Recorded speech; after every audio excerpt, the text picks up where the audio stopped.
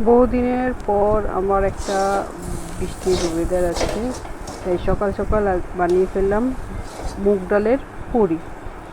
মুগ ডালটা ভালো করে সেদ্ধ করে হালকা মশলা দিয়ে ভালো করে কষিয়ে এরকম শুকনো শুকনো করে নিয়েছি।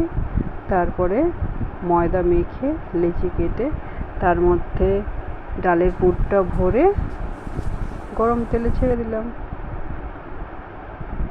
দারুণ খেতে হয়েছিল। আর মুগ ডালের পুরির সাথে ছিল মটর ঘুগনি, হালকা তেল মশলা দিয়ে আজকের সকালের মেনু। দারুণ জমে ক্ষীর, বৃষ্টির ওয়েদার, গরম গরম মুগ ডালের কচুরি আর ঘুগনি। তো তোমরা সকালে কে কী খেলে জানিও। এরপরে আসছে দুপুরের মেনু।